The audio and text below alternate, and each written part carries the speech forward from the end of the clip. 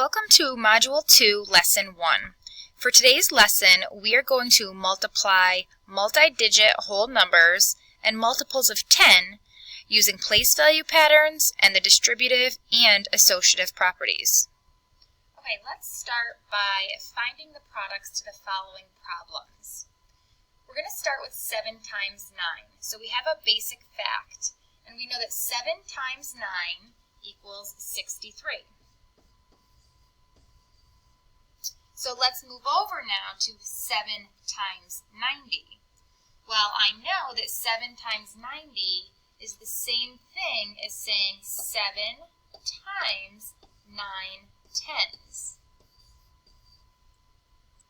So as we've learned in Module 1, I know that when I have 7 times 9 tens, I can go ahead and multiply those two factors and name it by my tens. So 7 times 9 is 63. So now I have 63 tens. I can write 63 tens in standard form as 630. So now we're going to add on another group of tens by looking at 70 times 90. When I have 70 times 90, I have 7 tens times 9 tens.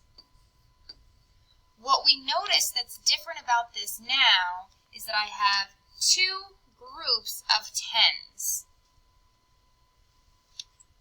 So what I can do now is pull out my whole numbers of 7 and 9. So I have 7 times 9. And then I can also group my two groups of 10. Well, what we know that we learned in Module 1 is that two groups of 10 is the same thing as 10 to the second power or 100. So two groups of 10 is 100. So I have 7 times 9 times 100. So 7 times 9 is 63. 63 times 100 is now what we're left with. This should look familiar as we're now just multiplying by powers of 10.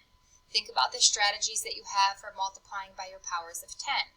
So I now know that 63 times 100 is 63 hundreds, or written in standard form, 6,300. Another way that we can look at the same problem, 70 times 90, is by looking at our basic fact that we can find in here. We have 7 and 9. So I know that 7 times 9 is 63. And then we can add up the zeros that we have. 1, 2, and add those on. So you'll notice we have the same answer, 6,300. Now we need to remember, if we're going to use this strategy, you must underline your basic fact first and get that answer before adding on your zeros. So let's try another one. 500 times 400. I see 5 and 4. So 5 times 4 is 20. Now I can go ahead and add on my zeros. I have 1, 2, 3, 4. 4 zeros that I need to add. And I get 200,000. Notice that I had a zero here that was not counted because that first zero was the 20 from my basic fact of 5 times 4. And that's it for today.